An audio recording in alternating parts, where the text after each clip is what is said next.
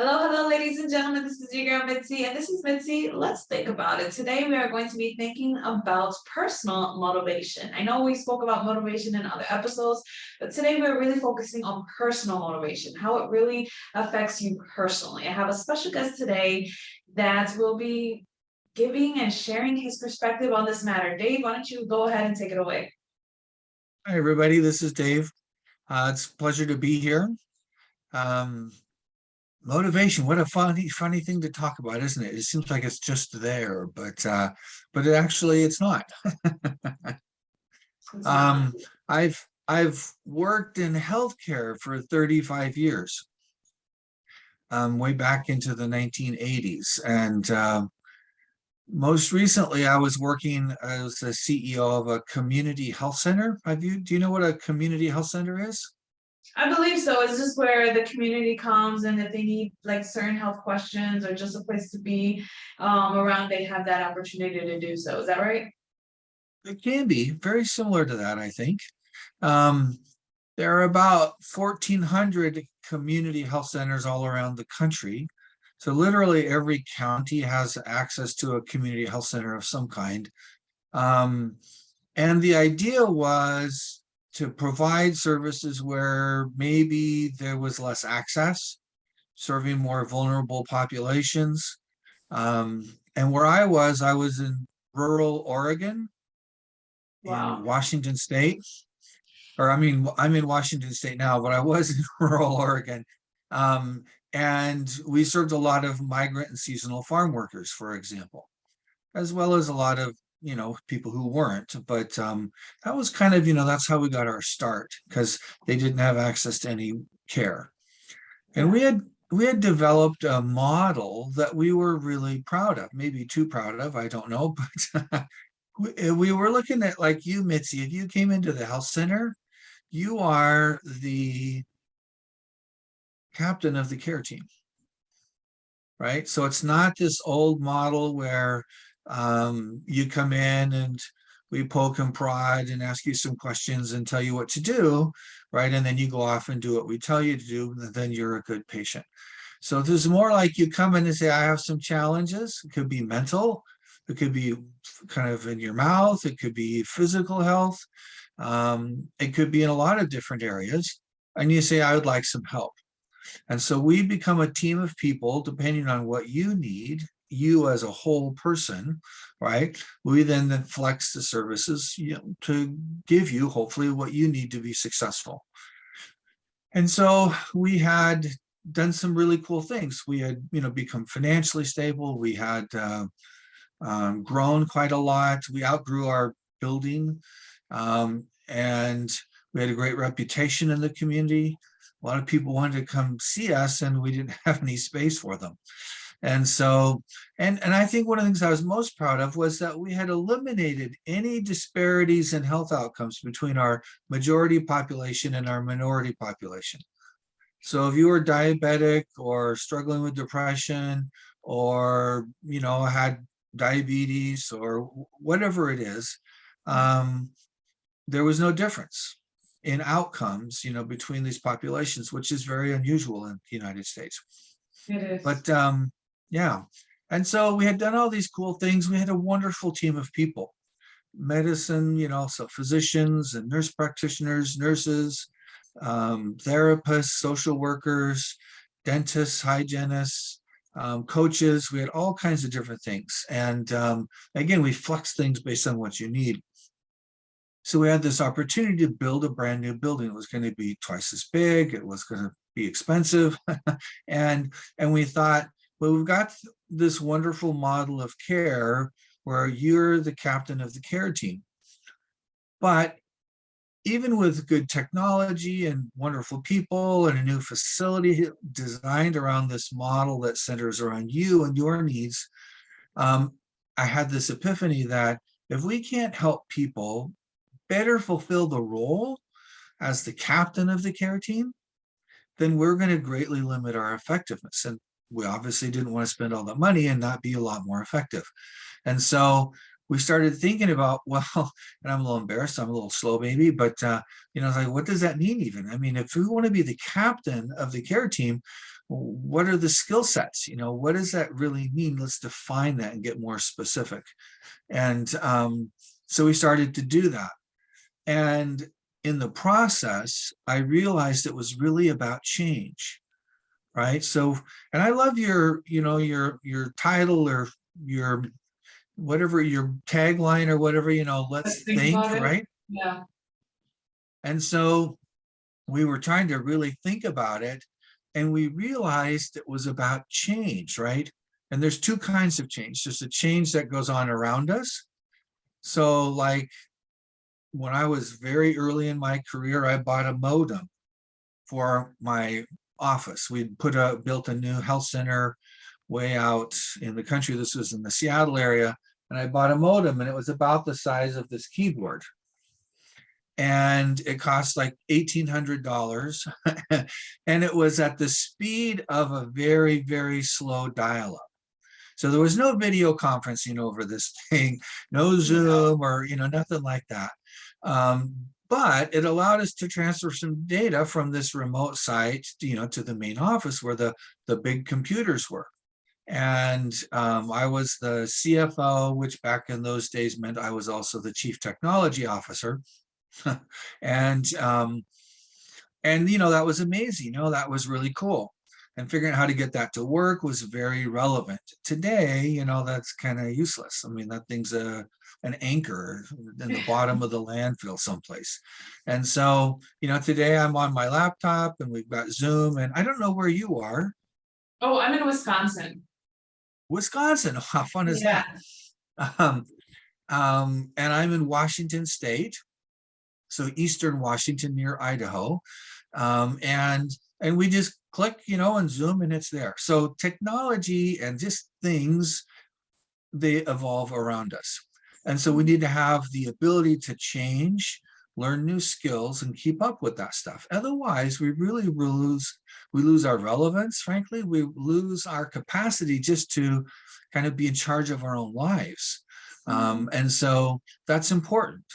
But as important as it is, it's even more important that we're able to manage change inside, right? Within our own minds, within our own lives. And that kind of change takes a different skill set. So we started studying change models. And then in behavioral science, there are a number of different change models.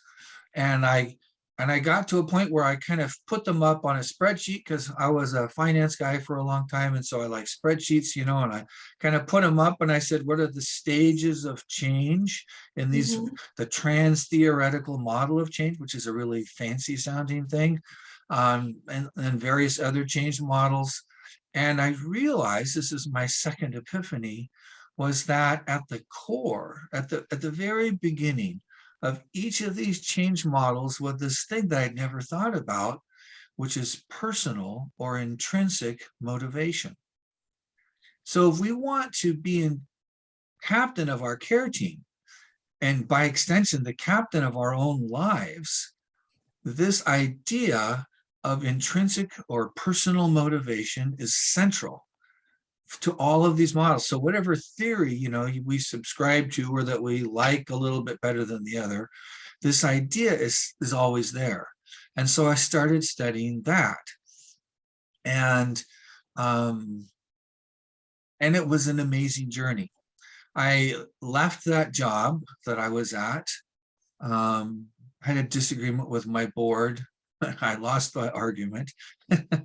And so I had some time on my hands, and I spent the next 2 years really trying to say, well, what do scientists tell us are the underpinnings or the core elements of intrinsic or personal motivation, which is so essential for us, right? Just to manage our own lives in the change process.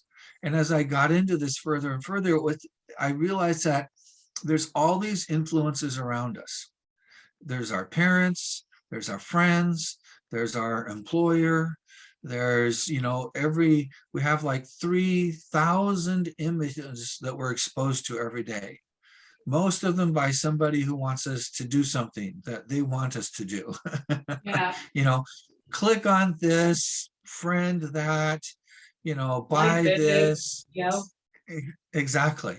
And so, it's on our phone, it's on our laptop, it's on our desktop, it's on screens at the doctor's office, in the waiting room, it's everywhere you can think of, right? We have all of these things trying to influence us. But how do we then remain in charge of that? So we're not just like blindly kind of going with the flow, but in fact, setting our own course and pursuing that at our own pace, because we're all different. So it's going to look different for each of us. And so I discovered, I'm trying to cut to the chase a little bit here, these 10 principles. And they fall under 3 kind of categories. The very first is our own personal or our core values. So this isn't my parents' values or my teacher's values or employers' values, which are all fine and good, but it's about me understanding and making my own core values explicit. And so I'm trying, as I get older, to get away from the mechanical metaphor, which is this idea that we're all a machine and that we fit into the machine and we're cogs in the machine. And so we drive change and we drive progress and we drive this and that. But you know what? Driving doesn't work with human beings, right? I love the late Stephen R. Covey said we manage stuff, but we lead people. And I like using a more natural metaphor when we're talking about ourselves and how we connect with other people. It should be more like using natural metaphors, like we nurture relationships. We don't drive relationships. Yeah. I've been married for almost 37 years. This year will be 37 years. And if I ever said to my wife, sweetheart, let's get in the car and you drive me there. And if you do that, you're a good wife. And I pat her on the head and, I give her a candy bar, right? That doesn't I work don't think very that'll well. work. That isn't going to work, right? Because she's a human being. She's a person and I'm a person. And so we nurture these relationships, right? So it's very different. So instead of using a machine and how things fit in a machine, I'd like to think of us as a cherry tree, because I was in a rural area where had lots of cherry trees and I love cherries. So, and we look at these values, that is the root ball. That's what goes into the ground and draws nutrients. It provides energy, it provides moisture. And that's really the beginning. The first thing a seed does, because in nature, everything starts small, right? Is as it breaks open that shell of the seed, it starts to put down roots. So that's really the beginning place. And in the book I wrote, right, this is the very first chapter. And that's why, because for each of us, as we try to uncover, connect with, and empower our own personal motivation, it starts with our own personal values. I'm not sure how much time, if we have time, we can get back into this, but the next set of principles, so the next 6 principles, in fact, have to do with something called self-efficacy, which so far, nobody knows what that is. So that I've talked to, right? I had another guest on my show talk about the importance of self-efficacy, and everything that you're saying is really on point. It really sounds like you started this journey that personalized momentum in your life that's really inspired you to not only change your life, but the ones around you, and it seems like that's what a lot of people's motivation is. Once they get to that point of trying to fix themselves, they realize, what, this information is so great, let me share it with the world. And I think that's amazing that you're able to share it with the world. I was actually looking at your website and I see that you have tons of core values on there that people can download and just pin up and reflect and remember. And I think that's amazing. And I was just looking through everything that you have of David on your website. And I was just like, oh my goodness, this is really inspirational. People really need to understand this in a different way, because like you said, we are all like seeds, and how we grow depends really on us. And I think the problem is that people forget that we're seeds and we have to be planted, and our roots go in the ground first before we ever sprout up in the air. And but they only focus on everybody else's roots all the way. I mean, they're trunked up and their trees are already growing and flourishing and being fruitful, but then they ask their question, but what about me? Well, keep going, you know what I mean? Keep pursuing on. Life doesn't happen in a blink of a, a snap of a finger, it doesn't work like that. And I think that's the problem. We're a little bit impatient. We set goals, and then if they don't come out the way that we imagine them, then we're disappointed. And I was reading your goal sheets actually that you have on there as well, and I was so interested because what's funny, the other day my mom actually messaged me. She was like, Mitzi, how do you really set goals for yourself? What is a goal? And I was just like, Ma, really, you're gonna ask me what a goal is? Like, what, do you not have any motivation? She's like, not really. How do I get motivation? And I'm just like, oh my goodness, I just wanted to squeeze her. But I actually sent that to my mom so that she can reference, because I think that is amazing. Not a lot of people actually tap into that motivation. Not a lot of people tap into their goals. I didn't realize that until my mom messaged me. She's like, how do I do this? Like, I thought you would know. Funny. Well, that was meant to happen, it sounds like. Yeah, most definitely. That's why I'm glad that we met. I feel like everybody that I've encountered has truly been on purpose in some way, shape, or form, because have been meeting amazing people like yourself. Like, I would have never guessed you were so intellectual and you were so wise in your own way if I never gave you an opportunity to speak your mind and just be on my show, And I think that's the problem, is that we just look at people and judge at the first appearance without giving anybody the benefit of the doubt. And I think your motivation to help every class in every stage where you were able to separate that gap was amazing. You should feel proud of yourself because you were able to do something. And the fact that you were able to still write a book and do everything and still have your knowledge and your mind intact, because you seem like a very intact individual where you're not loony toony, how my grandpa says. I'm trying. Well, and it's interesting, you talk about like goals and goal sheets, right? I mean, there's a set of processes that or principles I think are very important as we lead up to that. But all of that stuff falls under that rubric of self-efficacy. And then the third principle, which is really important, especially for the guys out there that might be listening, because guys tend to be very, get her done focused. I just want to make stuff happen, right? Without thinking about it too much. They just get out there and get going. Yeah. Yeah. And so it's really important. So like the second principle in that so the start of self-efficacy, after we've recognized and made our values explicit, is really around self-awareness and awareness of what's around you. So awareness in general. And then we look at learning and intentionality. So like, what is our intent as we get into things? We can think of that like our vision. And then we get into planning and then carrying out goals. And then we move into the third area, which is self-compassion. And I look at these as balancing forces in our life. So self-efficacy is about the exercise of control. It's about getting things done. It's about making progress. But self-compassion is about recognizing that we're human beings and we're not machines. We have flaws, weaknesses, strengths, right? And we recognize that as we pursue our goals, and we never lose sight of the fact that we are in fact human beings, which have to be balanced creatures. If we always are pursuing, but we're never becoming, then in very short amount of time, that lack of becoming will become the limiting factor to accomplishing the things that we want to do in our life. And so this idea of balance, of doing and becoming in balance. So it's like growing roots and trunk of a tree in order to have the beautiful harvest that we want, right? This big productive tree with all of this fruit that we've been striving for.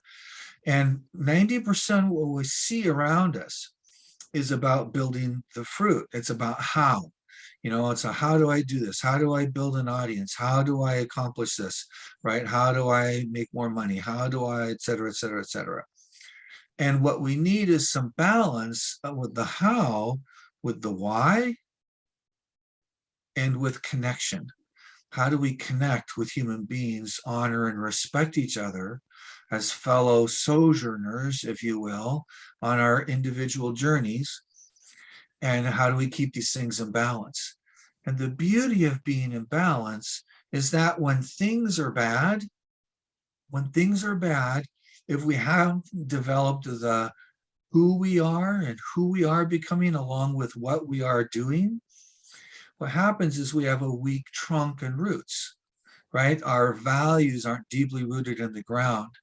Our sense of our common humanity, our sense of self-compassion, our sense of being mindful, right? If those things aren't developed, then what happens is if we're getting lots done and there's lots of stuff on top, and then we have a trial or a struggle, right? And we all have trials or struggles, right? We all have seasons in our lives when these things aren't going well. Yeah. And what happens then, it's kind of like the tree where you have a bad spring. And maybe, it doesn't get as warm. And so maybe it's really rained a lot. And so the ground is saturated. And the tree in the slightest wind starts to fail. So we think about this in our lives, right? If we have these seasons where things aren't going as well, we're struggling, we have maybe too many things going on, maybe there's some depression or other kind of mental challenges, maybe we have some physical challenges we haven't had to deal with before, maybe business or relationships or whatever it is, right? We all have these seasons. And when we're all focused on doing and accomplishing, not in balance with becoming and connecting, what happens is our failures tend to be more catastrophic, like the tree blowing over or the roots dying, or connections that keep us grounded, right? And so we want to avoid these kind of catastrophic failures. And the beauty of this model is that we think of this natural metaphor is that when things are bad, with the strong roots, deep and productive, and a strong, flexible trunk, will survive without catastrophic failure. We might produce less, right? Because that's just the natural thing that will happen. But we don't have the failure that sets us back, that we can't do it, that we feel like we can't recover from. And then when the times are good, the spring is right on, the sun is out, the moisture is just right. So all the things are going right in life. What happens is that we can actually produce more than we ever could with a weak trunk and weak roots, right? Because we have this built-in natural capacity to produce more when things are going well. So no matter what the season of life is or the challenges or the lack of, we are better off by striving to remain balanced in who as well as what to accomplish and become at the same time. And the beauty of that, in addition, is that we can do it for our entire life. There's never an end to that growth and development and progress. And we can do more and be more till the day we die. It's really, I was so impressed with this research, and it doesn't need to be, like I say, we don't need to be concerned about what we've done in the past. Maybe we've made, some bad decisions, and then we've had to suffer the consequences of that. So that's okay. It doesn't matter what we have not done in the past, right? So maybe I haven't pursued or I haven't developed. It doesn't matter, right? We only have today and then looking forward. So wherever we are, whatever we've done or not done, whatever our education level, whatever our race or gender, whatever our income or career, it doesn't really make any difference. Every one of us can grow and develop and evolve and become and accomplish more than we've ever imagined by slow, steady, balanced progress. And as the title of the book says, we become a new you on an ongoing basis. I mean, who knew? Yeah, I like the way that you titled it and the way that you have your book really framed, because it really gives people the understanding that it's possible. You know what I'm saying? And I think that's what people need now, is to have the understanding that it's possible. Because it's like you said, they have this um affirmation of what they want, and when it doesn't happen, it comes catastrophic, as you stated, and it really flips the switch on their perspective moving forward. And I think when people read this book, it's going to give them a different understanding of how to handle that, and how to keep moving forward. And I applaud you for that, because I wouldn't know where to even begin on that aspect. But I appreciate that, because everything that you're saying is making perfect sense. I'm just over here thinking about it and putting in different scenarios, and I'm just like, right, just on the point. It is Well, so and these are all foundations. So the book is not a master course, right? We've all heard that word, right? So this is really building these foundations. And there's a lot of growth and development that can go on beyond this. There's a lot of other resources available to us. But what I see happening over and over again is people don't build these foundations. So again, they're out here doing all the how do I, and they're trying to grow and do that. And yet they struggle unnecessarily because they haven't built these foundations on which all those other things will be more successful. And so I'm really trying to get the word out that if we can build these foundations in our lives, they'll be there forever, right? exactly. They're just a part of us now. And everything we try to do, whether it be trying to get things done or trying to connect with other people in relationships, be they personal or professional, will go better because of these foundations. Yeah, absolutely. And I think once people realize that you can't build a house without foundations, it's the same concept of you can't pick and choose what you want to work on. You can't pick and choose where you want to start in the race. It doesn't work like that. Everyone starts in the beginning. It just depends on when you decide to start, and it doesn't matter when you decide to start, as long as you start. I think that's the thing. People shouldn't be afraid to even start exploring themselves, start trying to create those foundations, start to ask themselves those real hard questions, because it sounds like with your book and with your foundation and where you're setting people up is to basically ask yourself, reflect on those answers, and how to project that in your life going forward. And I think people really need to see that in a different way as well. I absolutely agree with you. And I guess to start wrapping up the show before my thing completely shuts up on us, is what would be some great advice that you can possibly give myself or my audience that may be listening? Um, I know you Maybe already two gave things. great advice. I know you already Yeah. gave some great advice in it already, but what would be some other advice that you could possibly give us?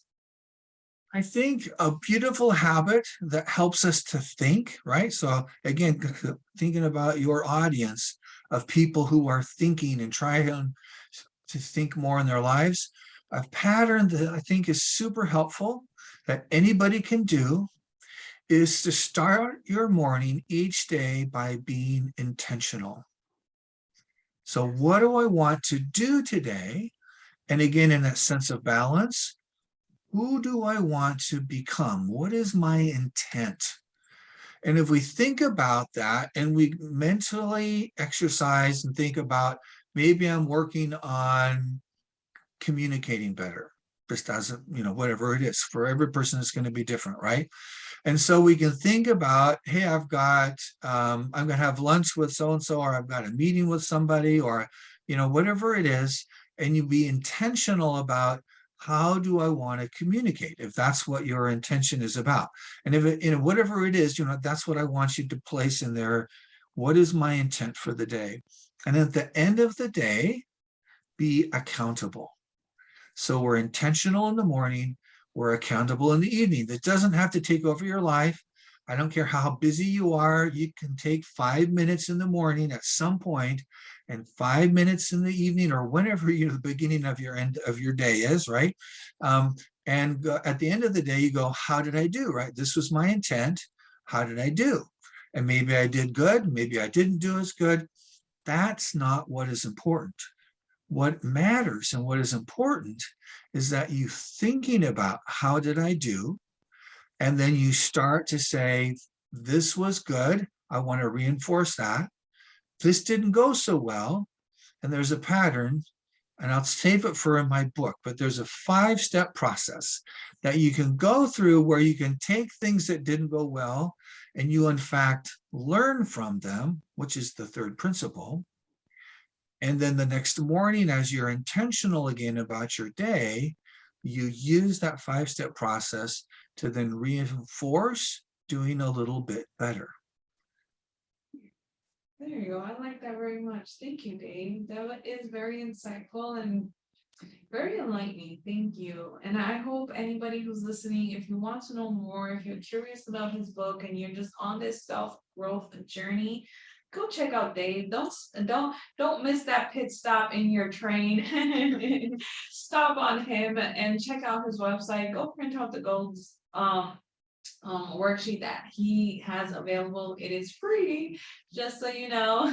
Everybody likes free, but go Yeah. purchase the book. It's going to be really enlightening for yourself in this journey that you're really trying to rediscover yourself and reinvent yourself so that you can have the new you in this ongoing life that we are really truly living in. And you can find his lovely picture under my special guest on my website, and then you can find a link directly to his website so you can have everything of Dave. Alrighty, so that's our show. Thank you so much for stopping by. You guys stay safe. Bye. Thank you. Bye-bye.